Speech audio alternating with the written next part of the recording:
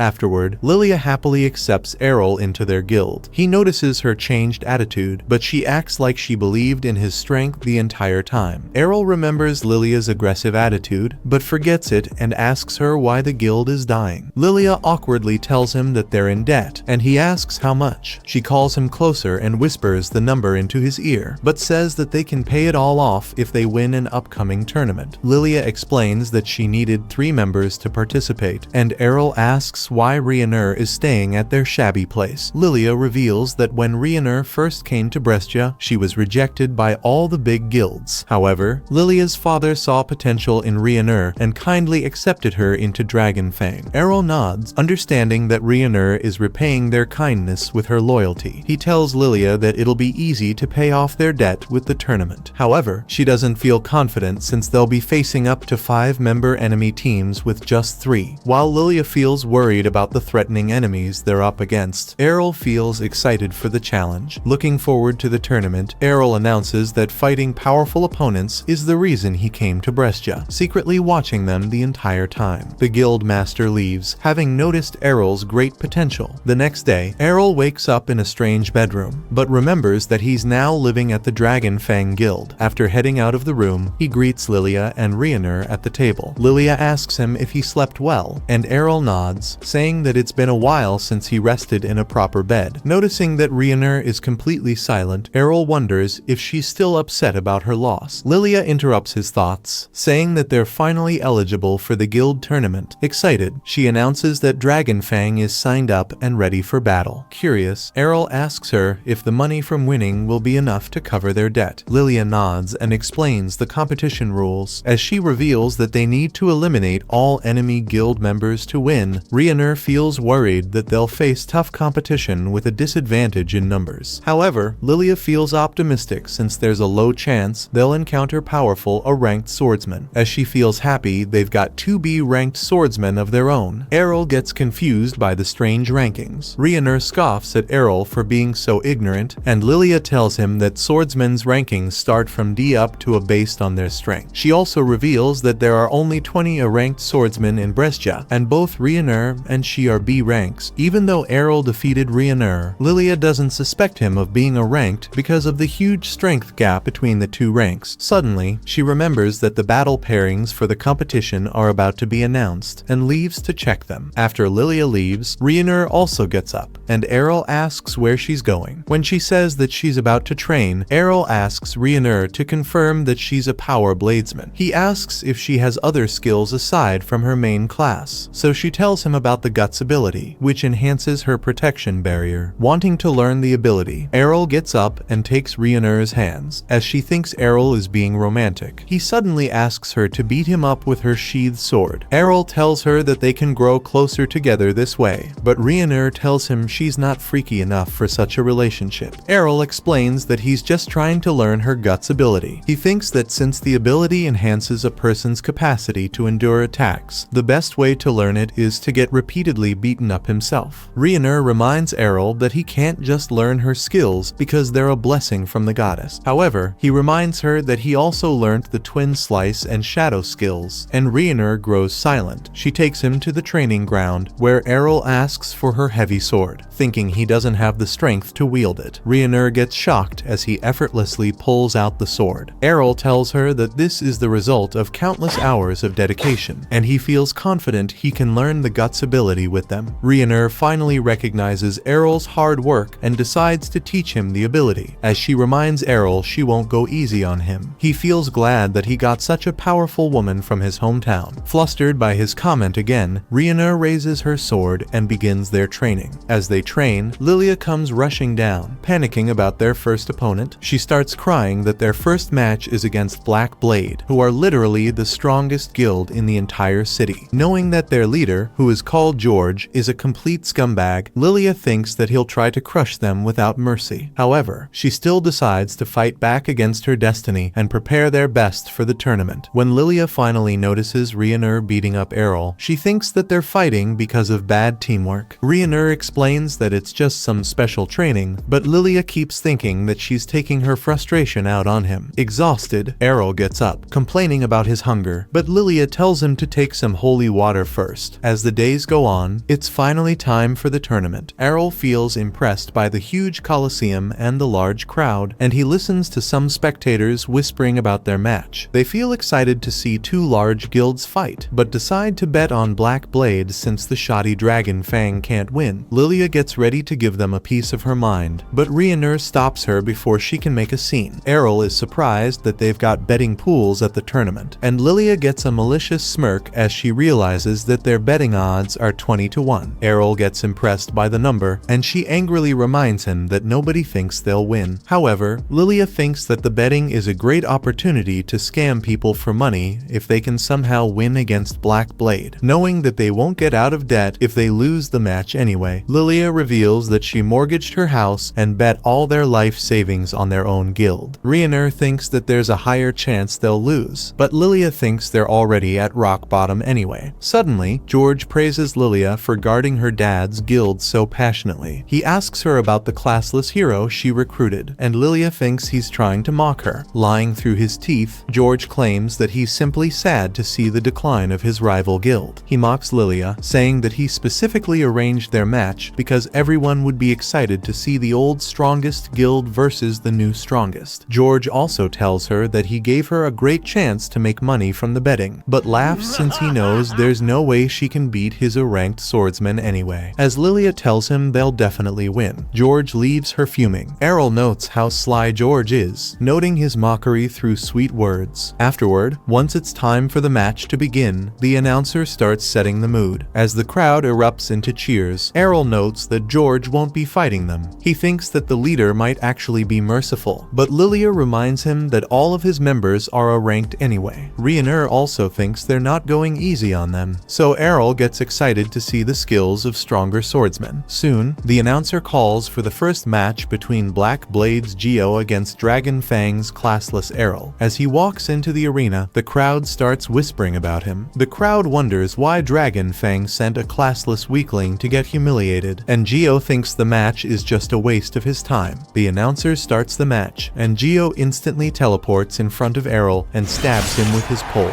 Lilia gets worried for Errol, but Rhaenyra reminds him it's just a shadow. Seeing the shadow disappear, Geo's cocky grin falters, but he turns around and stabs the body behind him. However, he finds out that it's another shadow, and notices two Errols standing in the arena. Geo thinks that he can just take both of them out with a blink dash skill, but he is surprised to see a third one behind him. As the three shadows charge at him, Geo takes them all out, but the real Errol easily appears under him and defeats him with one blow. Geo crumples to the ground, wondering how Errol can create three shadows, but Errol tells him that his mother can create 5 of them without even trying. With Geo down, the announcer declares the victor, and the crowd roars with applause. Lilia also cheers for Errol, while Rhaenyra is shocked that Errol can take down an ranker so easily. As the medics carry Geo away, Errol thinks that he still needs more practice before he can copy Geo's critical strike. Meanwhile, the crowd feels shocked that he can outperform a swordsman while being classless. As George silently watches, the next match begins. The Black Blade's next swordsman slashes at Errol, but he easily blocks his opponent's attacks. Then, Errol easily cuts him down with a twin slice skill and wins the match. In the next match, Errol's opponent tries to use a dagger with close combat, but he appears behind him like a ghost and knocks him down. Even Errol's teammates feel surprised he won 3 straight matches, and Rhaenyra asks Lilia why she isn't fighting. Lilia knows that there's no way she can win, so she decides to keep cheering for their star. She gets Rhaenyra to cheer with her, and they watch Errol fight a shield bearer. Errol easily avoids the opponent's attacks, who thinks that he's lying about being classless. Errol praises his opponent, saying that he needs to gradually wear him down since he can't break through the shields. However, the man reminds him that a classless hero shouldn't even be able to do that. Errol tells him that he put in the hard work to get where he is, but the shield bearer thinks that classes can't be overcome with just hard work. He pretends to attack Errol with his sword, but uses it as a feint to charge with his shield. However, Errol predicts it and counterattacks with his foresight skill. The counterattack knocks the shield away, and the man is shocked, thinking he learnt it from his previous opponent. Errol thinks there's still a long way to go before he can master the counter, but he can use it in battle after seeing it. He uses the counter kick on his opponent again, who remains shocked that he can learn so quickly. Then, Errol walks over to the shield and picks picks it up, angering his opponent. He charges at Errol to punish him, but he easily sidesteps it and takes him out with his own shield counter. After the announcer declares Errol's 4th win, the crowd starts doubting if he's truly classless, and the tournament organizers demand to see Errol's class card to confirm. Errol agrees to submit it, so the announcer takes his class card, places it into the crystal ball, and everyone quiets down once she verifies he's legit. George starts feeling the pressure of loss, while even Rhaenyra starts hoping that they can win their match. Lilia feels upset that she didn't know about Errol's full strength earlier. Otherwise, she would have sold off her family heirlooms to bet even more money on themselves. Rhaenyra says that she didn't expect him to grow this much, and wonders how Errol trained the last 5 years. Meanwhile, Lilia gets ready to marry him, thinking that no matter what happens to the guild, she can always rebuild it if she has him by her side. As Lilia continues her dark plans, Errol feels unsettled by her malicious aura. Finally, the announcer introduces Black Blade's final swordsman, called Master Masamune. Errol notices that Masamune uses a katana, and Rhaenyra realizes that he's a rare samurai-class swordsman. Knowing that Masamune has never fought in public before, Lilia thinks that he's the Black Blade's ace for this tournament. As the match begins, Masamune calmly reaches for his sword, and Errol feels pressured by his calmness. Noticing Errol's hesitation, Masamune smiles and confirms that he's waiting for him to get close so he can use his ultimate technique. After hearing his provocation, Errol starts walking towards Masamune, who feels surprised. He explains that they can't just stay standing like trees for the entire match, and he also wants to see Masamune's strongest moves. Masamune chuckles, saying that Errol won't have time to react or watch if he unleashes his ultimate technique. However, Errol remains confident in his own speed and continues walking. He notices that Masamune's sword is still in its scabbard and wonders if he'll unleash the final attack in just one strike. Errol thinks about using shadows, but decides against it since Masamune is too focused to be fooled by them. He stops right in front of his opponent, knowing that one strike will decide their match. Both boys hold their breaths, and as Errol takes his final step, Masamune instantly strikes with a lightning-fast attack. However, Errol disappears right in front of him, and Masamune feels shocked since he moved so fast with his real body. Behind him, Errol praises Masamune for his speed, but tells him that the person who trained him is much faster. He unleashes a piercing tempest, which overwhelms Masamune and knocks him to the ground. Rhaenyra and Lilia are stunned as they recognize the Sword Princess's finishing technique, while the crowd feels disbelief that he won. The announcer seals the deal, and everyone starts screaming at the Black Blade for wasting all their money on the bets. Both of Errol's teammates celebrate their victory, and Lilia tries to hug Errol when he returns. He avoids her and lets her fall, explaining that it was just a reflex reaction to protect against his older sister. Then, Lilia cheers up, thinking about all the money, and Errol notices Rhaenyra with her arms open. She realizes her embarrassing pose and gets flustered, but Errol tells her that he'd like to hug her without the armor. Lilia offers to fulfill his desires, but he lets her fall again, while George gnashes his teeth, preparing to avenge this humiliating defeat. Afterward, Dragon Fang heads back home to celebrate their victory. Watching Lilia drink real alcohol, Errol is surprised that she's already an adult. Knowing he doesn't drink, Rhaenyra offers him some juice, while Lilia suddenly asks Errol to marry her. He refuses her without hesitation, saying that he'd rather marry Rhaenyra instead. Lilia is stunned and Rhaenyra gets embarrassed, thinking he's just joking. He asks her why she doesn't believe he'd like her, so she explains that everyone sees her as a tomboy meathead. Recalling her childhood, Errol agrees, but thinks that she has grown up into an attractive lady. However, Rhaenyra tells him that she's too focused on swordsmanship to care about romance. Seeing her reject Errol's advances, Lilia takes the chance to flirt with him. To her shock, he decides to practice it with Rhaenyra instead of her. Once their celebration is over, Errol goes back to training the guts ability with Rhaenyra. After a good dose of beating, Rhaenyra tells him that it won't work. Refusing to quit, Errol tells her that he needs to keep being beaten half to death in order to develop the guts ability. He says that Rhaenyra is the perfect partner for the job, but she doubts whether she can help him pull it off. Watching Errol's reckless training, Lilia complains about his careless methods. Suddenly, her dad appears, thinking that Errol is just venting his anger after losing his tournament match. When Lilia tells him that they actually won against the strongest guild, Rod thinks they must have sent some weak teammates as a joke. In response, she explains that Errol actually defeated 5 ranked swordsmen in a row. Her dad is silenced, and Lilia thinks that they can now pay off their debt with the money. However, her pessimistic dad thinks that Errol will just be stolen by a better guild with more resources, so Dragon Fang will remain dead. His negative attitude annoys even Errol, who tells him that he's just a spineless failure who quit despite having an arm he can wield a sword with. Errol's insult hits Lilia's dad's weak point, and he grabs his shirt in rage, screaming that he literally can't use half his skills now as a dual wielder, after Errol points out that he's a classless guy himself, so skills don't matter to him. Lilia's dad finally calms down and leaves after releasing him. After he leaves, Errol sighs, thinking Rod has huge potential even without half his skills. Lilia thanks him for giving her dad some motivation, and both Rioner and Errol think that Rod can return to the ring with some more encouragement, seeing them eager to see powerful skills. Lilia suggests that they should go to a dungeon. Errol doesn't know anything about dungeons, so Rioner explains that there's a huge monster dungeon right below the city of Brescia. The idea of fighting monsters gets Errol excited, and Rioner also decides to go with him. She thinks that it'll be some good training for the upcoming Sword King Cup. Once again, Errol is clueless about the event, so Rioner tells him that it's the biggest and most prestigious swordsman event in the city. To help him register, Lilia gives him a form, but Errol instantly tears it apart. Rioner is confused why he doesn't want to fight in the event, so he explains that Lilia actually sneaked in a marriage form. After getting exposed, Lilia tries to act like it was just a prank, so Errol punishes her in a chokehold. Meanwhile, a strange woman watches the scene from a crystal ball, as George asks her about the situation. When the woman informs George about their plans for the dungeon, he starts grinning deviously, planning to take revenge under the dark dungeon's cover. The next morning, Lilia tries to kiss Errol in his bed. Sensing her disturbing presence, he quickly clamps her face to protect his innocence. As Lilia feels offended by his cold attitude, Errol calls her out for being a creep. Lilia starts questioning his manhood, but Errol just ties her to the bed and leaves her screaming in the room. He knocks on Rioner's door, and she asks him if he needs anything. After getting her permission, Errol enters her room, but finds her peacefully talking in her sleep. In her dreams, Rioner proudly tells her daddy that she has become a power swordsman just like him. Watching her happy expression, Errol realizes that she's a daddy's girl. While in the other room, Rod walks in on his daughter tied up like a misbehaving dog. Afterward, they all head out for the dungeon, and Errol is surprised that it's located within the city instead of a wild cave. Noting the huge crowd gathered at the entrance, Rioner thinks that they're all going to train for the Sword King tournament. Once they arrive, Lilia explains that the teleportation portal at the entrance can teleport people to dungeon floors they've already explored before. Errol wonders if he can head to level 14 with Rioner, but finds out that the teleport only works for the floors he has cleared himself. He feels upset that he has to start with the weakest floors, so Lilia offers to take him through the shortest route with her. Rioner asks to go with them, but Lilia tries to drag Errol away so she can harass him in private. However, Errol also asks Rioner to come with them, much to Lilia's frustration. Once they're in the dungeon, the group encounters some living armors. Errol parries a hit from the first armor, but it quickly circles around him for a sneak attack. Surprised by the heavy armor's speed, he dodges the attack and slashes its helmet off. However, the armor's headless body turns around to attack, and Errol realizes that he needs to attack its legs to stop it. Lilia claps as he takes out the armor, but reels in shock when the haunted armor moves its hand. Then, Errol looks at Rioner, who has taken out her opponent. She tells him that the armor could regenerate if they don't go to the next floor in time, and Errol thinks that a regenerating magic armor is perfect for sword training. Meanwhile, Lilia acts like she's exhausted from the fight, but Errol reminds her that she just stood there like a statue. She pretends like she just wanted to let him and Rioner have some fun, and Errol asks about her class. Lilia proudly tells him that she's a fencer, and Errol recalls that a fencer can advance into the Sword Princess class. Already knowing the Sword Princess skills from his mom, Errol gets bored with Lilia and heads into level 2. However, they encounter an injured boy, who reveals that his team stumbled on a surprise trap. Rioner tells the boy to get treatment in the city, but he doesn't want to leave without saving his friends. Seeing his hesitation, she offers to save his friends in his place, but Lilia stops her. She thinks that they should scam the injured man out of some money for their help, and Errol calls her a complete fraud. However, Lilia refuses refuses to help a broke man for free, so the injured guy tries to flatter her. His fake compliments fail to work. So finally, the boy gives Lilia a bag of coins. Finally getting what she wanted, she happily accepts the money. Errol asks her if the situation seems fine to her, but Lilia tells him the money looks real. He tells her that the money isn't what's wrong, but follows the injured boy down the hallway anyway. While walking with him, Errol notices that despite the excessive bleeding, the boy is walking without a problem. He realizes that the boy isn't hurt at all and is just trying to scam them. But Errol feels excited to face whatever troubles he's going to cause. Once the boy takes them to the hidden room, he is shocked to see his friends missing. Seeing his bloody footprints in the room, Lilia tries following the trail to pick up a coin, but she activates a teleportation trap in the floor. The scammer swordsman grins, saying he was just doing his job, but the trap also teleports him with everyone else. Once they arrive in the new room, Rhiannon notes that it's deeper than any floor she has ever been to. Meanwhile, the scammer starts panicking that he's stuck with them, and Lilia gets up to question him. Her foot kicks the gold coin on the floor, which triggers another trap that summons a strange enemy. As the enemy brandishes its sword, the boy explains that the trap has led them to the dungeon's deepest level, which has the ultimate class Sword Emperor as its final boss. As the Sword Emperor slashes at them, everyone ducks their heads. Lilia gets shocked that the slash tore into the dungeon walls from such a long distance, and Errol remains cautious against his terrifying opponent. It suddenly teleports in front of him, and Errol parries its attack. However, the sword god still drives him into a wall through the parry, while Errol feels happy that he learned the guts skill, believing that the skill gives him a fighting chance against a strongest opponent. Errol prepares to test his full strength, watching him act so calm in front of the Emperor. The girls are shell-shocked. Suddenly, Errol also teleports in front of the monster and pushes it back with an attack. In response, the monster unleashes a gravity field that holds down the others, while Errol remains standing under its pressure. Remembering the training from his mom, he recalls how brutal her gravity field was. Thankfully, she taught him how to break through the gravity field, but not without giving him a full taste of the technique on his own body. Errol decides to show off by picking up the gold coin and slashing it in front of the Emperor. Before jumping up for the final blow, he uses the infinite break special skill, which destroys the armor and stuns everyone. After the battle, Errol takes a quick sip of holy water, and Rhiannon asks him how he knew the Sword Emperor's techniques. Errol explains that his mom is actually a Sword Emperor herself, but she pretends to be a sword princess to avoid unnecessary attention. Rhiannon thinks that she would have never challenged him with his mom's terrifying background, but Errol feels glad that he got to fight her since she led to his training and growth. Once they're done with their discussion, a portal opens up to exit the dungeon. As the group starts leaving, the scammer boy is surprised that they didn't beat him up for revenge. Lilia tells him that since Errol is happy, she'll spare his life this time. Back in the city, Rod is thinking about Errol's words at a tavern. Nearby, a group of scammers gloats about the easy mission in the dungeon, laughing at their stupid friend for getting teleported away, as one of them says that Dragon Fang will be finished after this loss. Rod asks the group what happened. The leader of the group treats Rod like a drunk old geezer, so he calmly smashes their table apart and asks again. Luckily for the runts, George stops Rod before he can tear them a new one. Rod suspects him of arranging the trap, but George acts all innocent. He tells Rod that Lilia's group stumbled upon a hidden trap, which teleported them into a dangerous area. Furious, Rod charges at George, cursing him for taking his arm and daughter away. However, just then, he hears Lilia's cheerful voice from the entrance as she comes over to party with her friends, relieved to see her safe. Rod quickly hugs her, while George is speechless that the kids survived. Errol tells him that he defeated the Sword Emperor, and Lilia explains that the boy George hired ended up exposing him for organizing this trap. George thinks that it's the kid's fault for being careless in the dungeon, and Errol agrees with his idea. As he begins to leave, Rod tells him that he'll avenge this, but George mocks him for being a useless drunkard. However, once he gets back to his room, he starts throwing a hissy fit like a salty kid, thinking back to the Dual Swords King and Sword Princess. George feels frustrated because they always outshone him. With a monster like Errol in Dragon Fang's ranks, George thinks he'll never have the chance to be the strongest in his life. Seeing his strong resentment, an evil sword calls out to him, offering to help him take revenge for a price. A few days later, in the Dragon Fang Guild, Lilia sighs in frustration. Rhiannon wonders what's what's wrong, so Lilia explains that the preliminary matchups are out for the Sword King tournament, and she got matched up in the same bracket as Arin. Knowing that Arin would obliterate her, Lilia thinks there's no way she can qualify now. Soon, Arin also comes into the room, and Ryuner explains that only the winner of every bracket can advance into the semi-finals. Seeing Lilia so depressed, he comforts her by saying that she wouldn't be able to get into the finals anyway. Looking at her own matchup, Ryuner feels relieved that she isn't in the same group as Arin. He nods, thinking it's a great chance for her to get into the finals and impress her daddy. Happy to show off, Ryuner starts grinning, but gets embarrassed that she called her father daddy instead of dad. Meanwhile, Lilia decides not to give up yet and tells everyone to train with her at the dungeon. Arin asks her why he has to go, so she tells him that he'll handle any dangerous situations. Before she can go, her father comes in and warns her to be careful, since George could try to pull another stunt. After telling her to come back if anything goes wrong, he feels embarrassed acting like a father now, but says that he has stopped being a drunkard and is returning as a swordsman. Once it's time for the Sword King Cup, the preliminary matches begin. After her match, Lilia sighs, having lost already. Arin tells her that she wouldn't have been able to qualify even if he weren't there. She admits that she sucks, and Arin thinks it's a shame he couldn't fight her. Hearing this, Lilia thinks there's no way he actually wanted to fight her, and she tells him to be careful in his final round. Arin wonders why he needs to be so careful since he has already seen the strongest swordsman skills in the dungeon. However, Lilia reveals that his opponent possesses many unique skills. She has the magic swordsman class and can enchant her sword with magic while fighting. This confuses Arin, who points out that the tournament is for swordsmen. She explains that anyone can participate in the tournament as long as they belong to a swords guild, just like Arin, who is classless. Arin finally understands and leaves to fight his opponent. Once he gets into the ring, the woman tells Arin not to cry about her magic swordsman class if he ends up losing the match. After he tells her there won't be a problem, both of them get ready to fight. The announcer starts the match, and she immediately starts lobbing fireballs at Arin. He dodges and blocks each of the fireballs before running to get close to his opponent. Once Arin gets close, she blocks his attacks with her own sword and forces him back with a fireball. He notes that the long and short range attacks granted by the magic class are very convenient, but the girl lacks the advanced skills of either magic users or swordsmen since it's difficult to master two classes at once. After getting exposed, the girl feels offended and uses her magic to enhance her sword. Seeing her flaming sword, Arin is surprised, and the girl declares she's using the most powerful skill for magic swordsmen. She slashes at him with a fire blade, which creates a wall of flames in his direction. As Arin avoids the attacks, the girl laughs, thinking she's got the upper hand. While continuing to dodge attacks, Arin admits that the fiery sword can be a very powerful attack if it is mastered properly. The girl agrees with him, but he tells her that she's still pretty trash at using her powers. Arin keeps blocking her attacks while standing completely still, saying that she's not even a better swordsman than the pathetic Lilia. Then, Arin unleashes a twin slice attack, which blows a harsh wind that puts out the girl's flame. After leaving her unarmed, he uses the blink dash skill to teleport right behind her and knock her out, having casually dispatched his opponent. Arin thanks her for showing him a new skill, while the announcer declares his victory. Before leaving the arena, Arin wonders if a classless guy like him can also use magic. A few days later, in Dragonfang, Lilia tells her father to cheer on Arin in the finals. He keeps refusing to go, so she wonders if he's scared of seeing George at the arena. Embarrassed, Rod says that's not true, and explains that after he tried using a sword again, he realized how rusty he's gotten. He doesn't feel comfortable attending the tournament when he thinks he can't even win the finals, but Lilia gets offended since someone like her wouldn't even dream of qualifying. Then, as she keeps forcing him to go, Rod finally gets up. As they walk to the arena, Lilia thinks that Rod would have snuck in to watch the tournament later. Anyway, he wonders why she thinks that, so she reminds him of all the times he encouraged Ryuner during her training. Since Rod loves seeing his guild members grow stronger, there's no way he would miss it when Ryuner is in the finals. Seeing how smart his daughter has become, Rod smiles, saying that she's just like her mother. Meanwhile, at the arena, Ryuner's legs tremble from anxiety. Suddenly, Arin pops out of nowhere and tells her to relax, which embarrasses her even more. He wonders why she's so nervous. So Ryuner explains that this is the biggest tournament of the city, and she won't even know who she's facing before getting into the ring. Errol thinks that she's nervous about fighting him, but Rhaenyra quickly denies it. Soon, the announcer shouts that the first match is about to begin between the current champion, George, and Errol. Hearing his own name, Errol starts to leave, but Rhaenyra grabs his hand. Despite feeling flustered, she tells him to be careful, and Errol smiles before leaving. When he steps into the arena, he hears Lilia cheering for him in the audience. As she tells him to destroy the scumbag George, Errol gets shocked as George walks out, transformed into a demonic creature. Feeling George's demonic aura, Lilia wonders what happened to him, and Rod notices a strange sword in his hands. He quickly warns Errol to get away from him, saying that he's using the most powerful sword. Confused, Lilia asks what's special about the sword, so Rod reveals that the sword is sealing a powerful demon. Surprised that someone knows about his origins, the demon George wonders if Rod is from the royal palace. Since George doesn't remember him, Rod thinks that the demon has completely taken over his mind. He recalls that after the original sword god killed so many demons with his sword, it absorbed their resentment and transformed into an evil weapon. However, the sword was sealed in the royal treasury, and the demon laughs that someone foolish has unsealed it. Since the previous royal family died centuries ago, the demon thinks he's free to wreak havoc as he pleases. Happy that he finally got freedom after centuries of waiting patiently, the demon announces that his name is Duagelda. Rhaenyra feels surprised by his name, and Errol asks who this guy is. She gets annoyed that he never paid attention in history class, and explains that Duagelda is a demon who summoned evil power from the higher realm. As the rest of the audience realizes they're dealing with Duagelda, they all get terrified since the demon was capable of destroying entire cities in the legend. Scared of their lives, all of the audience flees the arena, while Duagelda feels proud that he's causing so much fear. However, he doesn't feel satisfied yet, and creates a dark formation which releases a dense evil aura. The aura flares up and turns the sky dark, and creates a barrier around the arena gates that prevents anyone from escaping. Rod wonders if the demon is planning to end them all, while Duagelda gets ready to enjoy a lovely massacre. However, Errol gets ready to fight him. Surprising the demon with his courage, Errol confidently tells him that he can defeat him, since the demon was defeated by a sword god in the past. Duagelda laughs, thinking that there are no more sword gods in this world anyway. However, Errol tells Duagelda that his mom is a sword god herself, but he can defeat the pitiful demon on his own anyway. Duagelda thinks that Errol is just deluded, but gets shocked when he attacks with blinding speed. Realizing that Errol just used a sword god's skill, the demon gets scared of him. While Errol starts running circles around the demon, he suddenly smiles, reminding him that he's also in the body of a very powerful swordsman. Duagelda jumps up, shocking Errol with his speed, and knocks him down with a powerful strike. The demon thinks he has won, but when the smoke clears, he is shocked to see Errol completely unharmed. Errol explains that he survived the attack because of his gut skill, and Duagelda tries attacking again. Errol blocks the attack and uses the Infinity Break skill. The skill creates multiple clones of Errol who gang up on Duagelda together, forcing him back with a billion slashes. After being humbled, Duagelda admits that Errol is a true sword god, but Errol reveals that he's actually classless and sends the demon away. After Duagelda lands on the ground, unconscious, Errol tries approaching him to see if he was defeated. He feels confident that the demon can't hurt him with such heavy injuries, while the audience is shocked that someone as strong as Errol still exists in their world. As Errol leaves Duagelda on the ground, the demon decides to escape him to avoid getting sealed again. Knowing he can only escape by possessing someone else, he searches through the audience and decides to control Rod since he's the most powerful after Errol. Nearby, as Lilia is celebrating Errol's win, Rhaenyra wonders if the tournament will still continue. Suddenly, the sword in George's hands frees itself before launching towards Rhaenyra. Errol quickly protects her, but the sword shoots towards Lilia instead. Rod rushes to save his daughter, but when the smoke clears, he points a sword at her throat, possessed by Duagelda. Duagelda commands Lilia to stand up, and Errol realizes that the evil sword is actually the demon's true body. Duagelda laughs, saying it's too late to figure it out now, but Errol thinks he can just defeat it again. However, the demon warns him that he'll kill his wife if he attacks, which leaves Errol confused. He tells Duagelda that there's no way he'd marry a talentless airhead like Lilia, but the demon thinks Errol is lying since Rod's memories show that Lilia is engaged to him. Instead of fearing for her life, Lilia becomes terrified that Errol will destroy her for lying. Realizing that she lied lied to her father about being engaged, Aryll decides to finish her off along with Duagelda. The demon asks if he's really okay with hurting his friend, but Aryll replies that he shouldn't have taken someone worthless as a hostage. The awkward exchange leaves the demon speechless, and Lilia finally confesses that she made up the whole engagement story. While Rioner feels bad for Lilia, Aryll tells her there's no way Duagelda can hurt her anyway. The demon accepts his challenge and tries to hurt Lilia, but finds himself unable to move Rod's hand. Fighting to get control of his mind, Rod puts the sword down, while Lilia runs to Rioner. Aryll points out that even after getting possessed, Rod's body never transformed into a demon, so Duagelda couldn't properly control him. Duagelda asks Rod why he doesn't want his demonic powers, so he explains that in the past, he might have accepted his offer. However, because Aryll showed him the results of training, Rod thinks that he can regain his past glory without anyone's help. He throws the demon sword over to Aryll, who slices it into countless pieces. With Duagelda completely defeated, the darkness surrounding the arena finally disappears, and Aryll realizes that he just slayed an ancient demon. After the Dragon Fang's victory at the tournament, dozens of new swordsmen join the guild. Motivated to start swordsmanship again, Rod trains these young fellows in the guild's training ground. However, he's too strong and humbles them all in an instant. As the trainees run away, Lilia asks one of them why he's escaping. The boy points out that her dad is way too strict as a teacher. She nods in agreement. Lilia smiles, happy that their rotting old guild has finally gotten a new life after Aryll led them to victory. At the mention of Aryll, the trainee asks her where he went. With an awkward face, she tells him that Aryll has already left the guild. Thinking about Aryll, she starts crying and recalls that Rioner also left to follow him on his journey. Meanwhile, Aryll is riding the same carriage back home that he used to arrive in Brescia. The carriage driver asks him why he's already leaving without enjoying his fame as champion. In response, Aryll says there was nothing left to learn in the city since he had already mastered everything. The driver agrees, but remembers that they're heading to the even more boring countryside. As he asks Aryll if he's planning to return home, he nods. However, Aryll also wants to test his sword skills back home, thinking he can finally beat his mom. The driver laughs, seeing how much he fears his own mom. Back at home, Farah is picking some roses to welcome her son when she realizes he's standing behind her. Aryll says that he was hiding his presence, and Farah admits that she only detected him when he got close. When he reveals that he won the Sword God Cup, his mom smiles in praise. Suddenly, she teleports right in front of his face before he can even react. Stunned, Aryll realizes that he would have been turned into a shish kebab if his mom were holding a sword instead. Knowing that her son wants to challenge her, Farah tells him to come to the training ground. Once they're in the training ground, both swordsmen raise their swords for the duel, and Farah tells Aryll that she's excited to see how strong he has become. Aryll tells her to laugh while she can because he's going to defeat her today. In response, she rushes him at lightning speed, but he manages to block her first few strikes. While parrying her attack, Aryll notes that it would have defeated him if she hadn't used the same move in the garden earlier. After jumping back from the parry, he unleashes some rapid strikes, but his mom blocks them all. Farah praises Aryll for combining the divine air slice and twice slice skills, but he asks her which skill she used to block his attack. She reveals that she just swung her sword the old-fashioned way, which leaves him speechless. Farah tells him that he inspired her to fight without skill, and Aryll smiles before attacking again. As they clash hard, the entire village hears their swords clanging. As they think it's a scary monster, Aryll jumps into the sky, using even stronger skills to challenge his mom. She uses a binding spell to bring him down, but Aryll blocks it. Seeing that he's strong enough to hold his own, Farah decides to unleash her full power. Finally, both of them use the Infinity Break skill, clashing head-on with their strongest move. A little while later, Rioner walks to Aryll's house after searching the entire village for him. When she knocks on the door, his little sister, called Mira, comes out. Rioner asks to see Aryll, but Mira is too jealous to let a girl see her brother. After telling Rioner that she won't let a cow meet her brother, Mira tries to close the door. As Rioner stops her to negotiate, Farah and Aryll return from their duel. Mira happily jumps into her brother's arms, and Rioner notices how similar they look. Mira notices that Aryll and Farah are beat up, so he explains they were just dueling. Curious, Mira asks who won, and learns that Aryll did in the end. However, Aryll thinks he only outlasted his mother because her strength isn't at its prime. As he feels disappointed by the win, Farah jokes that she's still young. Then, she wonders why a pretty young lady is looking for her son and invites Rhaenyra for some tea. Once they're inside, Farah gets straight to the point. She asks Rhaenyra how she fell in love with her son, which makes Rhaenyra completely flustered. While Mira feels jealous, Errol explains that he lived in Brescia with Rhaenyra. This information gives Farah all sorts of unsavory ideas, so Rhaenyra gets embarrassed and explains that they were just guildmates. Then, Errol asks Rhaenyra why she came to his house, so she tells him it was rude to leave the guild so suddenly. He points out that he filled out the official resignation form, but Rhaenyra still thinks he should have said goodbye before leaving. However, Errol doesn't care about relationships since he's only focused on swordsmanship, which leaves her speechless. Meanwhile, Farah feels happy that a girl would travel to their village just for her son. Rhaenyra tells Farah that she also lives in this village, but that isn't the only reason she came. She wants Farah to take her as a disciple. Before they can discuss anything else, Captain Evans rushes to their door. He barges in and explains that something bad has happened in the nearby forest. Many trees have been cut down and the ground is badly damaged. Farah feels guilty because she caused the mess with Errol during their duel. However, Farah calmly tells Evans she just defeated a monster, so he finally calms down. As he thinks about returning and telling the villagers they're safe, he suddenly notices his own daughter. Farah is surprised that Rhaenyra is actually Evans' daughter, while he wonders what she's doing at her house. Farah quickly tells Evans that her daughter wants to train under her to become a good wife. Overwhelmed that his daughter has grown up, Evans starts crying, while Rhaenyra tells Farah she just wanted to train. Farah is confused since she thought the training was for housework, so Rhaenyra tells her she actually meant to learn swordsmanship. Still, Farah carries her momentum and offers to teach her both housework and swordsmanship, and Evans agrees. Rhaenyra is stunned as her father reveals he always wanted his daughter to become a fine lady after his wife passed away. Seeing him push her into marriage, Rhaenyra feels bad that they're ignoring her own dreams. After Evans leaves, Errol visits his father in his office. He asks what kind of magic Leo is researching, and Leo explains that it's a powerful finishing move. Then, Leo puts away his magic and asks Errol why Mira was shouting outside, as he thinks his son finally pulled a baddie. Errol nods. However, Errol tells him he's not here to discuss romance. He tells Leo that he just defeated his mom in a sword fight, and Leo congratulates him. Then, Leo gets serious since he knows what Errol will ask. As expected, Errol asks his dad if he can teach him magic next, but his father refuses, saying it's impossible. Meanwhile, in the kitchen, Farah begins training Rhaenyra to be a housewife. With a big cabbage in front of her, Rhaenyra holds a knife like she's about to fight the strongest enemy of her life. Watching her wield the knife like a sword, Farah realizes the young girl isn't cut out for housework. As Rhaenyra brings down the knife, she successfully cuts the cabbage. However, she also cuts the table below it in half, breaking poor Mira's mug in the process. Farah wonders if Rhaenyra never cooked in the guild, so she explains that they had a cook helping them out. Knowing she's got a long road ahead of her, Farah resolves herself to fix Rhaenyra's pathetic housework skills. Feeling embarrassed, Rhaenyra says that she should just focus on swordsmanship, but Farah refuses. She claims that a swordsman can only become strong once they've mastered their mind and body in all aspects. In order to achieve this, Farah tells Rhaenyra to master basic living skills, so she finally agrees. As Farah feels happy that she has another daughter to raise, Rhaenyra wonders where Errol's older sister is. At the mention of their older sister, Mira explains that she left the house after vowing to make the world a better place for classless people. Rhaenyra thinks she's working for a noble cause, but Errol really doesn't need anyone's help. A little while later, after fixing the table Rhaenyra broke, Errol asks his dad to show him some magic. He gets up and fixes Mira's cup with magic before telling Errol to help him store his tools. While they store the tools together, Leo tells Errol to give up on magic once again. He explains the magic requires a special talent called magical energy, which most people lack. Leo thinks that it's unheard of for a classless person to possess any mana. Errol reminds him that he just won a sword tournament without having a class, so he admits that his son can do the impossible. However, Leo tells him that despite his incredible dedication, he can't master magic with hard work alone. He explains that a lack of mana is like missing the limbs to use magic. Errol nods in understanding, but thinks that he does have some magical energy. Leo shakes his head, saying that if he had mana, he would have received the magician class. Despite that, Errol is confident that he has has magic. He explains that he discovered the energy when Ryuner used to beat him up at Dragon Fang. Leo gets concerned that his son is a victim of domestic violence, but Errol reassures him that it was consensual. While Leo gets even more worried, Errol reveals that during his training to get his guts skill, he used to consume tons of holy water for recovery. Lilia got tired of him emptying the guild's budget, so she got magic potions instead. Ryuner wondered if the potions were expired, but Lilia thought they could have been old bottles of holy water too. Errol drank the bottles anyway, thinking that expired medicine would be good training for his internal organs. However, he explains that after drinking the potions, he felt some energy returning to his body. Errol says that the energy was different from the protection blessing, so it could have been magical energy instead. Hearing this, Leo finally feels hopeful that his son can learn magic. He admits he was a bit jealous that his wife was the only one who got to train Errol, but now that he can teach magic to him, he feels happy. Ready to begin training, he asks Errol if he can feel the mana in his body. Errol nods, so Leo asks him if he can move it around. As Errol concentrates, Leo tells him to focus the mana on his palms. After a while of intense focus, Errol brings out a bright glow of energy on his palms. Seeing the successful attempt, Leo is overjoyed, but Errol wonders what he just did. As Leo tells him that he just used mana for the first time ever, Errol falls back in exhaustion. Errol feels disappointed that his energy is so weak, and Leo confirms that he's not even at the level of a child sorcerer yet. However, he tells Errol that he can increase his mana by practicing over and over. Errol feels relieved that he can finally train since he's good at working hard, but he soon passes out from exhaustion. Looking at his son, Leo feels glad that Errol didn't give up despite his warnings. While shedding tears, he feels proud of his son, who has shown him that the impossible is possible. After waking up, Errol heads to a store to buy mana potions. The store lady wonders why he's buying her entire stock, thinking that the potions are for Leo. However, Errol tells her that he's using the potions for himself. Once he has the potions, he starts chugging them like sodas while training every day. After 6 months of training, Errol finally gathers enough magic energy to cast the weakest spells. Leo praises him for his success, but explains that he can't use magic yet. He gives Errol a piece of paper containing weird symbols, which leaves him confused. Leo reveals that the paper is called Magiscript, and that besides having mana, magicians must also learn the magical language to cast spells. Then Leo tells Errol that after he learns a magic skill, the required spell chant will automatically appear in his mind. Errol thinks it's troublesome to create the whole spell upon every cast, and Leo agrees. To help him get started on his magic journey, he suggests studying at the City of Magic school. Seeing Errol's interest in learning, Leo offers to train him for the school's entrance exam. Later, at lunch, Mira praises her mom's delicious cooking. Ryuner accepts the compliment, but Mira soon realizes that it was actually her cooking. Jealous, Mira backtracks on her compliment, while Errol also praises the food. Farah thinks that Ryuner has grown a lot in both cooking and swordsmanship, and Errol notices how much she likes her. Leo also chimes in, saying that Ryuner is a beautiful and hardworking girl. However, this makes Farah angry, so he explains he didn't mean it that way. To cheer up his wife, Leo makes a beautiful heart shape just for her, which explodes into lively firebirds. Watching the glowing birds dance around, Errol feels even more excited to step into the world of magic. After 3 years of intense housewife training, Ryuner nervously presents Farah with a cup of tea. As she watches, Farah brings the cup to her mouth before praising her cooking. Relieved, Ryuner thanks Farah for all her guidance these years, but suddenly, they hear Mira sobbing loudly. As she comes into the kitchen, crying, Mira reveals that Errol left the house with a letter in his bed. Ryuner takes the letter and finds out that Errol left for the City of Magic with no other explanation. While Mira cries because her brother left to get milk, Ryuner feels guilty since she has once done the same thing. Suddenly, Farah hugs her, warning her not to leave them like her cold son. Ryuner reassures her she won't dip, and Farah wonders why her children turned out like this. Soon, the culprit comes into the room, lazily rubbing his eyes. Farah sighs, thinking it'll all be fine as long as her kids stay safe. Meanwhile, Errol is in a carriage, riding to the City of Magic. He asks the driver how long it will take, and learns that they've got 3 more days to go. The driver asks Errol why he's always jumping from one big city to another, and the passengers get interested in him as well. The kids ask if Errol is headed to the School of Magic just like them, so Errol nods. A boy named Kaido wonders why Arin is applying at such an old age, and his friend Kufa assumes he's just trying the entrance exam again after failing it many times. She tells Kaido not to make Arin feel bad, but Kaido tells her that she just roasted him for failing anyway. While the two of them start arguing, the other girl, Colette, tries to calm them down. In their rage, they ignore her completely, and Arin notes that all three of them are wizards. Seeing their young age, he realizes that the kids must have just received their wizard class. Then, Kaido tells Arin that he uses red magic, then curiously asks what type of magic Arin uses. Thinking about his skill, Arin remembers learning from his father that magic is divided into colors based on the elements a wizard uses. However, because Arin didn't receive a magic class for any specific color, Leo told him to try using all of the magic elements. Recalling his experience, Arin tells the kids he's a jack of all trades since he's classless. Kufa laughs, since she thinks there's no way a classless can attend a magic school. Angered by his prank, Kaido tells Arin to stop lying, but he tells him it's the truth. Finally, Arin shows them his class card, which proves that he's classless. Seeing this, Kaido starts mocking Arin for trying to learn magic without a class. Arin sighs, having heard such taunts a billion times already. Suddenly, a creature roars loudly from the forest, startling the carriage horses. The kids get worried about the noise, so Arin explains that it's the sound of a troll king. Terrified of the powerful beast, Kaido tells the rider to rush them out of the forest, but he tells him that the horses are too scared to move. Colette thinks that they're all going to die, but Kufa reminds her that trolls are just slow creatures. Kaido agrees, thinking that they can avoid its attacks to fight back. With her friend's encouragement, Colette nods and agrees to fight. Although the kids are ready to fight, they still gulp nervously as the troll king approaches. The hideous monster shows its face, and Colette quickly clings to Kufa. Kaido reminds her to be brave, saying that it's not too big to handle. However, as the troll gets closer, suddenly, a massive club knocks it into space. As the kids watch in horror, the real troll king finally walks out, 10 times larger than the previous one. Finally, all of the young magicians give up any hope of survival. The girls wonder if they can try doing anything with magic, but Kaido quietly steps out of the carriage, trembling with fear. He pulls out his wand, determined to fight to the death. After channeling all of his mana into the wand, Kaido unleashes a powerful fireball at the troll king. As the blast explodes in the monster's face, the girls think it actually worked. However, it only roars in anger, ready to destroy the pesky kids. The girls realize that Kaido only made the troll even angrier, and he screams that he has already used up all his mana. The troll king approaches the carriage to attack, but suddenly, a giant explosion spell vaporizes the monster. The kids wonder who defeated it. Meanwhile, Arin pops out of the carriage, thinking that he went overboard with his mana. Kaido wonders if he was the one who cast the spell, and Kufa points out that explosion is a supreme level red magic. Shocked, Kaido also recalls that only an advanced archmage can use an explosion. Then, Arin walks over to the horses and uses his healing magic. The horses stand back up, and the carriage driver thanks him. Arin asks the driver to show his own skills next time, but he thinks it's too big a hassle. Nearby, Kaido apologizes to Arin for his earlier rudeness, thinking he's a senior magic teacher, and says that from now on he'll be his student. Arin tries telling him he's just a classless mage, but the kids think he's hiding his true identity from them. Seeing them glaze him so hard, Arin thinks he should have just used a sword to avoid suspicion. After everyone calms down, the carriage moves out again. 3 days later, they arrive at a floating island city. Pointing towards it, Kaido tells Arin that it's the city of magic, Ulzbel. Surprised by the architecture, Arin gets off the carriage with the kids. Kaido excitedly explains that the bridge connecting the island to the forest is also held up through magic. Watching their friend follow Arin like a dog, Kufa wonders why Kaido adores him so much. She thinks that he might have used hypnosis magic to control Kaido. Hearing their doubts, Arin feels annoyed that he causes suspicions everywhere he goes. As they enter the city, Kaido asks Arin if he'll apply for the red magic school with him. This surprises Arin, so Kaido explains that all schools are divided based on the color of their magic. Since every element has a different magical language for its spell chants, all the schools have different teachers and syllabi. Kufa reveals that she'll go to the blue school, while Colette feels nervous about applying to the green school. Realizing that he needs to take an entrance exam, Arin prays that he doesn't get rejected just like he did back in the City of Swords. After parting ways with the girls, Arin and Kaido head over to the red school of magic. As Arin hands over his entrance entrance application, the receptionist asks if he entered all his information accurately. He wonders if she's asking him to check his class, thinking that she'll reject him because he's classless. However, she easily approves his application, which surprises Errol. He asks why the school doesn't reject classless people, so the receptionist tells him they give a fair chance to everyone. With their application approved, Errol walks to the examination area with Kaido. After a young man casts a fireball spell, the examiner calls another applicant. He walks up and proudly reveals he's already an advanced mage, shocking everyone with his talent. Errol wonders if an advanced class is that big of a deal, so Kaido tells him they're basically guaranteed to have a successful career. Errol nods, recalling that his father just ended up in the countryside with his exceptional talent. Kaido thinks that the boy is too arrogant, but Errol reminds him that he isn't any better. Soon, the boy burns the test dummy with an impressive eruption spell, leaving the audience stunned. Seeing everyone fawn over him, Kaido starts bragging about his master, which annoys the boy. Errol shuts Kaido's big mouth, making the boy think Errol is afraid of him. While the boy boasts about melting the metal dummy, Errol tells him to look at it again. As he turns around, he finds the dummy intact, much to his shock. The examiner explains that it's made out of powerful mithril, so ordinary attacks can't melt it. Once again, Kaido starts taunting the young mage for his overconfidence, but Errol shuts him up before leaving to attempt his own test. Standing in front of the durable mithril dummy, Errol thinks it's a good chance to go all out and test his abilities. As he charges his spell, the examiner gets surprised. Finally, Errol casts the eruption spell, which just looks like a thin needle pouring on the dummy. Seeing the spell's weak power, the boy starts laughing at Kaido for his boasting. However, the dummy suddenly melts into a puddle, stunning the young man. Since the eruption spell isn't strong enough to melt mithril, the boy accuses Errol of cheating. Errol explains that he condensed the flame into a smaller area to boost the intensity of its heat, which allowed him to melt the mithril. The boy can't believe that Errol is able to modify his magic. Errol starts walking away, and Kaido wonders where he's heading. Errol tells him that he plans to take the entrance exams at the other magic schools too. He soon arrives at the water school, where Kyufa has just passed her test. She's surprised to see him there, so he tells her he'll attempt the exam just like her. Soon, it's Errol's turn to start, and he creates some tough icicle spikes that shatter the mithril dummy to bits. After destroying all of the applicants' hopes and dreams, he turns around to target the green school. There, Errol finds Colette nervously huddled in the corner and asks why she isn't taking her exam. She tells him she's too nervous to even register, saying that she needs moral support to try anything. Errol tells her she needs to take the exam on her own, so she asks how he handles his nerves when he's anxious. Confused, he replies that he has never felt nervous in his life, which leaves Colette shocked. Errol asks her why a person can feel nervous, so she tells him that it comes from the fear of failure. After thinking about her words, Errol asks Colette if she has never failed before. She nods, saying that she fails a lot, which is why she wants to avoid it. Saying that he has also failed many times, Errol wonders why she's scared of it. Colette doesn't understand his words, so he reminds her that even if a person fails sometimes, their life doesn't just end. His simple words stun Colette, and she finally believes that even if she fails, she can just try again later. After calming down, she thanks Errol for his help. He smiles and asks her how the green school's exam works. Colette explains that in order to pass, applicants must make a windmill spin with their magic. With this in mind, Errol registers with her and enters the examination area. There, he focuses his mind and unleashes a tornado spell at a windmill. As the rough winds shred the poor windmill to pieces, Errol realizes it wasn't made out of mithril. The examiner tells Errol he has passed and asks Colette to begin her test. She feels even more nervous taking the exam after Errol's insane show of skill, but he reminds her to calm down. Finally, Colette prepares to take her own test and passes it. While Errol leaves the venue, he heads over to the rest of the magic schools, passing all the exams with flying colors. In the end, Errol heads over to the Black School of Magic, surprised by its ruined building. While walking down the halls, he notices a strange creature in a box. Suddenly, a woman comes over to him, asking if he has seen her pet, Gooey. Errol points to the box, so she quickly takes a strange creature out of it. Happy to have her pet, she proudly brags to Errol that it's a chimera she made inside her lab. Suddenly, a skeleton welcomes Errol to her school, but he slashes off her head by instinct. Errol wonders if she's an undead monster, but the skeleton introduces herself as a normal person called Latalia. Errol wonders how she's walking around as a skeleton and asks how he can take the Black School's exam. Latalia explains that since nobody wants to learn black magic, they don't even take an exam. Although Errol is weirded out by their casual attitude, he decides to join anyway. Afterward, he heads back to the city where Kaido and the girls call out to him. The kids rush to ask which school he'll attend, then immediately start arguing over who gets to claim him. Errol sighs and reveals that he plans to attend all of the schools at the same time. Kaido thinks attending 3 schools at once is already impossible, but Errol then reveals that he'll actually be attending all 6 magic schools in the city. As he counts down from red and blue to white, yellow, and black, the kids feel their world shattered by Errol's insane ambitions. Since the kids don't believe him, Errol shows them all the ID cards he received from the 6 schools. They finally believe him, but wonder why the schools are letting him attend multiple institutions. Errol thinks it's because they keep the information on their students private, so other schools can't tell if they're enrolled anywhere else. However, Errol still faces a major problem. His class timings in the different schools all overlap with each other. Luckily, class attendance only counts for 20% of his grades, so he can just make it up by acing the exams. Colette says that this will still be difficult because the textbooks don't contain all the latest information taught in classes. Errol nods and asks the kids if they're willing to share notes from their classes with him. Since they all agree, it only leaves 3 classes for Errol to attend himself. Also, the Black Institute doesn't have any formal schedule, so that leaves Errol with just the white and yellow schools of magic. Hearing this, the 2 girls leave to have a secret talk. While Kaido asks Errol to take the first class at Red School with him, the girls think it's already insane to keep up with 2 prestigious schools at once, but Errol seems too chill about it. Once they've all finished their discussions, Kaido tells everyone it's time to take their first class. A little while later, Errol and Kaido enter their class, where they walk towards the back. As they enter, the advanced mage named Royce quickly notices them, and Kaido starts taunting him for losing to Errol. After Royce tells Kaido he doesn't have the right to brag, he accuses Errol of being a mere spellcaster. However, Errol tells him he's not a spellcaster, so the boy thinks he might be a mage. When Errol responds that he's not a mage either, he gets scared, thinking he might be an advanced archmage. In the end, Errol tells him he's not an archmage either, so the poor boy is left confused about his class. Soon, their teacher comes in for the class, so Royce asks him about Errol's class. The teacher opens his book and tells Royce that Errol is classless, which leaves him flabbergasted. Finally, Errol and Kaido sit down at their seats, and the teacher begins their class. As the teacher starts writing complex manuscripts on the board, Kaido feels his brain melting under the pressure. Meanwhile, Errol is surprised that he's teaching basic magic language, since most spellcasters can naturally use the manuscripts from their skills. Soon, the teacher explains that although the kids don't need to know the manuscript to cast spells, it will help them greatly for more advanced spells. He also reveals that by mastering the magical language, a mage can increase the power of their spells and reduce the mana drain and strain on their body. This information surprises Errol, and then the teacher also reveals that an advanced mage can unlock new effects by rearranging the contents of their spells. As Kaido learns this, he realizes that Errol was effortlessly pulling off this powerful technique without formal training. Errol is also surprised, since he has always seen his dad play with magic spells like Legos and copied him. The next day, Errol visits the Green School, feeling bored since he didn't learn anything new from all 3 schools. He does feel excited to learn flight magic there, since he has never used it before. Since Errol can use much more advanced magic already, Colette is surprised that basic flight is new to him. He explains that back at home, his dad was too scared of heights, so he never let him fly there. Soon, the wind teacher calls her students to get ready. She tells them all to imagine going up a strong wind draft and then imagine themselves being a bird. Errol notes that this visualization method only works for students who have the wind class, so he can't use it by just imagining it. As he wonders what to do, Colette successfully lifts herself into the air. He feels impressed by this, but she soon loses control and falls back to the ground. While everyone else laughs at her, Colette feels determined to keep trying until she masters the skill. Watching her float on her first day, Errol thinks she can easily master it with some practice. Then, he tries to fly with a tornado spell, but it just catapults him into the sky. After landing on the ground like a fallen meteorite, Errol thinks his method was too extreme. While Colette helps him stand back up, up. Another student approaches them, laughing at how bad they are. He starts showing off his flying skill and brags that he's good enough to win a race. Since Errol doesn't know what a race is, Colette tells him that wind users usually race through difficult tracks to see which one has the best movement. Feeling interested, Errol thinks he'll join a race too, but the boy reminds him he can't compete without the flying skill. Errol tells him he can learn the skill with enough practice, so the boy asks their teacher when the next race will be held. When she tells him it'll take place in 2 months, the boy tells Errol he'll need at least 6 months of practice before he can fly well enough to race. He thinks Errol should race the next year, but Errol feels confident that he can combine his wind skills just in time for this one. Hearing his confident words, Colette believes he can truly pull it off. A few days later, Kaido visits the green school with the 2 girls since Colette lost an item there. He wonders why the girls needed his help so late, so Kyufa tells him she's scared of creepy rumors. Terrified, Kaido immediately covers his ears, and Kyufa starts taunting him for being such a scaredy cat. He reminds her that she's literally hiding behind Colette, so she starts making a bunch of weak excuses. As the 2 of them start bickering, Colette tells them to keep it down since it's midnight. Suddenly, the 2 kids notice a ghost behind her, and they start screaming in terror. As the ghost enters the building through the window, it immediately covers Colette's mouth to stop her from screaming. Kaido threatens the ghost to let his friend go. As he tries to cast a spell, the ghost raises his hands in surrender and removes his hood, revealing that it's actually Errol. He asks the kids what they're doing so late at night, so they also ask him why he's creeping around like a ghost. Errol points to his feet hovering over the ground, explaining that he's been practicing his flying skills every night. Kyufa feels relieved that the ghost isn't real, while Kaido gets worried for Errol's health. Errol reassures Kaido that he's doing fine, since he's currently sleeping as well. The kids are shocked that he can sleep while using the spell, but Errol confirms he does it to save time. He tells the kids this method is great for recovery, but Kyufa thinks there's no way sleeping like this could help his body. Since he stubbornly claims that it works fine, Kyufa gives up and feels amazed that he can pull it off. Meanwhile, Kaido realizes how much he's been slacking on his training. He tells Errol that although he can't ever reach his level, he'll start training much harder to master his own techniques. Errol reminds him to get rid of his fear of ghosts first, while the girls also feel inspired to work harder. After getting Colette's lost item, the kids return home. While Errol wonders what to do next, he enters the black school, where Latalia perks up to see him. Errol tells her he just wants to use the library, so she gets disappointed. Then, she gives him a library card, and Errol explains that he wants to read all the unique books from the black school since they're not found anywhere else. Seeing his enthusiasm to read black magic books, Latalia tries recruiting Errol into her office since no one else wants to work there. However, he refuses her kindness and sticks to just taking the books home. The next day, while Errol is in class at the red school, he raises his hand to ask a question. When the teacher turns around, Errol points out that he misspelled a line, which surprises him. After looking at the board, the teacher realizes Errol was right, so he starts correcting it. Kaido is impressed that Errol can point out a teacher's mistake, so he explains that he had to memorize every single spell he uses because he can't automatically summon them with a skill. Kaido feels creeped out that Errol can remember all those complicated spells, so he reveals that he shortens the longer ones to make room for more. As the teacher hears about Errol's shortened spells, he asks him to overwrite the spell on the board with his shortened version. He agrees and walks up to the board and writes his shortened version. Seeing that Errol removed 2 full lines from the spell, the teacher acknowledges his talent. However, he points out that Errol's version cuts out all the safety features, so the shortened spell could blow up if it fails. While Kaido feels his head spinning from all the complex ideas, Errol tells the teacher that divine protection is enough to handle any explosion if the spells fail. The teacher wonders how he can withstand the pain from a literal explosion, but Errol says he can endure it as long as he doesn't die. Hearing his confident response, the teacher thinks for a bit. Then, he asks Errol if he wants to take an exam for a direct promotion to the 2nd grade since he already knows so much. While Errol feels intrigued, Royce also gets up and asks to take the promotion exam. Afterward, the teacher takes them to an enclosed space with a metal gate at the end. The teacher tells the 2 boys that as soon as the gate opens, they'll face a monster to defeat for the test. While Errol thinks it'll be easy to pass, the teacher warns him not to let the monster get too close. Then, he asks the boys which of them wants to go first, so Royce steps up. Once Royce gets ready, the teacher opens the gate. Soon, a large minotaur comes out of the gate, making Royce nervous. As the monster charges towards him, Royce quickly casts his eruption spell on it. Unfortunately, the monster avoids his attack due to its fast speed and keeps on charging towards him. Meanwhile, Errol feels impressed since Royce has greatly increased his spell's power. However, due to his bad accuracy, he is unable to hit the minotaur with the stationary firewall. Soon, the minotaur gets right in front of Royce. As the giant monster raises his paw to attack, Royce flinches in fear, but it suddenly disappears into the air. Nearby, the teacher laughs, saying there's no way their school would endanger a student's life. Errol notices how much fun the teacher is having, while Royce feels bad about his terrible performance. The teacher reminds him that he is normally supposed to take the exam after 2 years of class, so this result was already very good for him. However, Royce tears up from the blow to his pride, thinking that Errol is already stronger than what he'll become in 2 years. Then, he realizes that the teacher allowed him to take the exam to see his own limits. Finally, Royce accepts that he's weak and promises his teacher to train his best from now on. The teacher nods and tells Errol to get ready for his test. He climbs down to the arena, and the teacher informs him that he'll face the same monster. After Errol gets ready, the teacher opens the gate and another minotaur comes out. However, Errol notices that it looks different from before, and even the teacher gets confused. Soon, another instructor comes rushing in, saying that she thought he was holding an exam, as she reveals that she released a higher level minotaur for Errol. The teacher gets shocked. Down in the arena, the powerful minotaur charges right for Errol. He calmly prepares 2 blazing fire spears, leaving the teachers stunned. Instructor Bacchus notes that although the smaller spears are weaker than eruption, it's much easier to hit a moving target with them. Errol launches the spears at the minotaur, but it surprisingly jumps over them. The teacher realizes it's only normal for a high-level minotaur to be so intelligent, and wonders if it can break out of his teleportation trap. Thinking that Errol is in danger, he offers to help him, but Errol tells him he's fine. Instructor Bacchus reminds him that frontal attacks won't work on the minotaur, so Errol tries a new strategy. He controls his spears to attack the minotaur from behind, and they easily dig into the monster's back. As the minotaur is defeated, the instructor asks Errol if he added a homing effect to his spears. He nods, saying that he modified the spell to include homing. Then, Errol incinerates the defeated minotaur with eruption, burning it to ashes. The teacher feels amazed that Errol is on par with their school's top student. He thinks there's no way a classless person can be so strong, and thinks that Errol's class wasn't detected properly. As Errol comes back up from the arena, he asks the teacher if he passed. Smiling, Instructor Bacchus says that the result is clear and tells him to start attending the second-level classes. Later, Kaido learns about Errol's promotion and starts bragging about it to the girls. However, Errol doesn't seem too happy, since he was only able to take the promotion exam at his teacher's recommendation, as he says that the other schools might not give him this chance. The girls realize Errol wants to get promoted in their schools as well. In reality, Errol actually plans to get promoted in all 6 schools, which leaves them completely speechless. Back at home, as Rioner tries to cook on her own, she gets scared by the hot utensils. Farah tells her she can take a break, but Rioner decides to push through. After carefully bringing a fish above the hot oil, she drops it safely, but still gets startled by the splash. Meanwhile, Mira tells Rioner to hurry it up, but Farah tells her to wait patiently. She teaches the young girl that all good things take time, just like how Errol became strong after countless hours of hard training. However, Mira thinks that Rioner can't compare to Errol, and she agrees. Rioner knows that he went through much harder training than she ever did, and wonders what he's doing right now. In the Blue Magic Academy, Errol asks his teacher, Hengel, to take a promotion exam. She tells him to wait until the year's end, but Errol asks her if she can recommend him in an exceptional case. Hengel reminds him that only special students can get exceptions, so he offers to show her his water magic. She sighs and offers to promote him if she performs well in his classes. However, Errol tells her he doesn't want to take the pointless classes in the first place, which angers her. As Hengel feels insulted by Errol's comment, he clarifies that her classes aren't actually pointless, but they're too low level for someone with his skill. His arrogant comments enrage Hengel even more, and she finally tells him to back up his talk and display his true skills. To begin his exam, she takes him to a secluded yard for sparring. Watching Errol confront his own teacher, Kufa wonders if he can defeat a person close to being an archmage. After Errol gets done with his warm-up, Hengel tells him they're not allowed to use physical attacks in the duel. He agrees to the rules and takes a few steps back, but she reminds him that he could get hurt in the fight. Seeing him accept the rules so easily, Hengel wonders if he truly thinks he can beat her. Errol tells her that while he can't be 100% sure, he thinks he's got a good chance against her. His confidence enrages Hengel, so she begins the duel with a powerful ice tornado spell. As the harsh winds freeze Errol into an ice block, Kufa gets worried for him. Hengel thinks she has already won, so she tells Kufa to learn from the match she has just witnessed. Suddenly, Errol breaks the ice from inside, revealing the ice barrier skill he used to protect himself. Hengel is finally surprised by his strength, so he summons a dozen ice spikes to attack her. She calms down, thinking it's only a basic skill, but Errol suddenly creates another batch of icicles. Soon, he shoots his icicles to attack Hengel, but she creates her own ice edges to defend against them. Seeing her defend his attack, Errol thinks Hengel is truly qualified to be a teacher. Meanwhile, Hengel recalls that Errol also used the same attack in his entrance exam, so she thinks it's his specialty skill. She tells Errol that ice spells are her specialty too, so he challenges her to an ice edge duel. After Errol creates even more icicles than before, Hengel easily matches his attack. But this time, Errol also forms 100 icicles to her left, right, and directly behind her, trapping her inside a circle of ice. Since changing an icicle's direction requires an incredibly complex spell modification, Hengel realizes she's completely outmatched, giving her no time to react. Errol launches all the ice edges towards her, so she blocks them with a barrier. As she blocks all of the attack, Hengel is surprised that Errol's strikes aren't losing any power despite using so much mana. However, she notes that the ice edges are only freezing around her barrier, which is increasing its strength even more. She thinks that once Errol runs out of mana, it'll be her turn to attack. However, Errol tells her he's about to finish the match, which shocks her. She reminds him that not a single one of his icicles pierced her shield, so Errol tells her he didn't want that either. Then, he launches a glacial lance from above, making Hengel wonder how he has so much mana left. As the lance shoots towards her, Hengel tries to block it with another ice shield, but the lance's sharp edge pierces through the shield and defeats her. After he wins the duel, he leaves the school and meets up with the kids. They learn that Hengel directly promoted him to the class without any other examination since he defeated her. Since his goal is to master all the different types of magic, Errol moves on to getting promoted in the Green School. As he talks to his wind teacher with Colette, she tells him that the Green School doesn't make exceptions like other schools. Hearing her teacher's firm refusal, Colette tries to drag Errol away. Then, the teacher looks into the school's policy book and finds out that the headmaster can directly promote students if they want to. Errol thinks he's got a chance, but she tells him there's no way she'll let him bother the headmaster for his personal request. The teacher warns Errol that he'll be expelled for disturbing the headmaster, so he finally calms down. It's the last thing he wants. Colette wonders why Errol is in such a hurry to get promoted, so he tells her he's trying to catch up to a person he admires. Then, he asks his teacher if he can directly show his skills to prove his strength, but she keeps refusing him. Finally, Colette thinks of another way Errol can prove himself. She recalls that after the school's flying race event, the headmaster personally presents the prize to the first place winner. Errol thinks it's a great chance to directly meet the headmaster, but his teacher reminds him that the race is a fierce competition with over 300 participants. Since Errol is confident he can win, he soon goes out with the kids to participate in the race. While the kids cheer for Errol, the arrogant wind user from earlier, named Skake, walks up to him. Since Errol doesn't remember who he is, the boy's precious ego gets hurt. He introduces himself to Errol and claims he'll become the best wind user ever, but Errol tells him he's going to win the race. Skake remembers that Errol couldn't even fly 2 months ago, so the boy wonders how he plans to win the full race. Errol tells him he has practiced a lot since then, but Skake thinks there is no way he could improve himself so much in such a short amount of time. Soon, the event announcer, Grid, starts the event. He explains that the race will start from their school, looping around the entire Magic City before returning. Then, he points to the headmaster, who is attending as a special guest, and tells the audience to cheer for him. As the headmaster tells everyone to stay safe, Grid then introduces the commentator, Instructor Dummel. The appearance of the handsome instructor sends all the girls into an uproar, so Kaito gets jealous that he's getting all the attention. With all the preparations complete, gate, the participants get in line to begin the race. Soon, Grid starts the race, and all the mages fly up. Unfortunately, many inexperienced mages collide with each other from the very start, leaving the skilled mages to actually compete in the race. As Grid comments on the match, suddenly, a student loses control of his magic and crashes into the audience. While the kid lies in a mess of his own bones, Dummel points out that he made the same mistake last year. Meanwhile, a girl named Dione is leading the race within the top 15, and Dummel notices a few new competitors among them. As he looks at Skake and Errol, Skake wonders how Errol is keeping up with the fast speed. Errol tells him that the top competitors are actually going slow right now since they need to preserve stamina for the rest of the long race. Skake is shocked that Errol considers this high speed so slow and tries to cover it up. In that moment, Errol notices a sharp turn coming up from the school gate's narrow path and focuses on perfectly executing it. As Grid reaches the gate, he riles the audience to watch if the top competitors can make it through the turn. The first two of them are unable to turn around in time, so they go straight into the city's lake. Behind them, Skake makes sure to turn perfectly, and he makes it out after an intense effort. Skake thinks he has finally left Errol behind, but he easily comes behind him at a relaxed pace. Soon, Grid follows the students as they fly around the city, noticing that the race is already halfway done. Seeing Dione leading the competition, Dummel thinks she'll win since she has won the last 3 races as well. However, Skake and Errol keep pace with her, so Grid thinks they could see an exciting upset. Meanwhile, Dione is surprised that first grade students are keeping up with her speed, so she decides to get serious, so she increases her speed and pulls even farther ahead, so Skake tries his best to catch up as well. Unfortunately, he soon realizes that his body has run out of mana, so he admits defeat. Although Skake falls behind, Dummel praises him for his exceptional performance as a first-year student. Then, Grid focuses his attention on Errol, who is still flying next to Dione. Seeing that he's keeping up, Dione speeds up even more. Errol knows that he can't go any faster than his current speed, so he decides to use a secret skill to boost it. With bursts of air under his boots, he catches up to Dione with the extra speed. Even Grid gets surprised by Errol's performance, so Dummel explains that Errol is condensing thick masses of air around his feet and kicking them off to propel himself forward. Grid is surprised, since he didn't think such a spell was even possible, while Dummel points out that air bursts only give a small boost in speed, but Errol has sped up dramatically with his kicks, so Grid wonders how he's doing it. To explain Errol's incredible speed, Dummel assumes his legs must be unbelievably strong, since only Supreme Class swordsmen can pull something like that off. Hearing Dummel's commentary, Errol feels impressed that he figured it out. In reality, he is using Soar, which is a swordsman's movement skill. As the final participants race towards the end, Grid wonders which of them is going to win. However, Dummel thinks things won't be so simple, since they have to make another sharp turn to enter the school gate. At the students' current speed, such an abrupt turn would be almost impossible to pull off for them. Dione also notes that she has to slow down for the turn and waits for Errol to slow down so she can gain some distance over him. However, he refuses to slow down even as they reach the gate, so Dione is forced to protect herself and remain behind. Grid praises Errol for taking the lead, but he thinks there's no way he can make the turn. Somehow, Errol proves him wrong by punching the air in front of him to knock his body back and reduce his speed. With the assistance of his punches, he easily goes through the gate and crosses the finish line, winning the very first race he's ever entered. After Errol wins, Dione congratulates him on the victory. While Dione feels determined to try again next year, Skake slowly pulls up behind them to finish in third. Afterward, the headmaster congratulates Errol and presents him with a certificate and medal for his victory. After accepting the awards, Errol asks the headmaster to promote him, since he just proved his incredible abilities. The headmaster agrees to promote him to 2nd grade and asks where he learned his amazing magic. Errol tells him he just learned it from the school, but he doesn't believe he learned such an advanced flight magic from their basic class. Then, the headmaster leaves after wishing him good luck. Errol feels happy that he has gotten his promotions in the red, blue, and green schools, and looks forward to tackling the remaining 3 next. A few days later, Errol visits the yellow school, where he asks a teacher if he can get promoted to the next class. She explains that in order to get a quicker promotion, he needed to prove his abilities by making a useful item for their school's showcase. However, since Errol forgot to register, he needs to wait a few months for the next showcase because the slots are full. Feeling impatient, Errol begs her to somehow make an exception for him, but she refuses. Helpless, he tries to tell the teacher he created a new type of golem, but she still refuses to break the rules for him. However, another instructor, called Rogwell, gets interested in Errol's golem. He tells Errol that if he can truly show him a special golem, he'll accept him as his research assistant and get him a special spot on the showcase. Errol thinks the offer is too good to be true, but he accepts it. Behind him, the teacher thinks he has made a mistake, which confuses Errol. She explains that although Rogwell will allow him to take part in the showcase, his requirements are extremely high since he's a golem fanatic. Errol wonders what's wrong with that, so she reveals that Rogwell creates combat golems and uses them to crush weaker students in his showcases. Surprised, he realizes that Rogwell just wants to use him as his living test dummy. The teacher offers to help Errol bail out on Rogwell's offer, but he doesn't mind since he's confident in his own combat abilities. A few days later, the showcase begins, where all the teachers lay out their creations. Soon, Rockwell steps into the arena and announces that he's about to show off his golems. As soon as he appears, the spectators start whispering that Rogwell is going to bully yet another victim. Rogwell summons his earth golems and tells Errol to bring out his own. He nods and summons his golem, Alpha. As Alpha walks out, Rogwell is surprised to see it made out of pure metal. Watching the special golem, the kids feel impressed by Errol's creativity, while Rogwell thinks the metal golem is too heavy to move freely with earth magic. Thinking that there's someone inside the suit of armor, he removes its head, but finds it completely empty inside. After holding the head, Rogwell realizes that Errol made his golem out of a lightweight custom alloy. Believing the light metal made Errol's golem weak, Rogwell orders his earth golems to attack. As one of his golems charges, Alpha takes on a fighting stance. When the golem throws a punch at Alpha,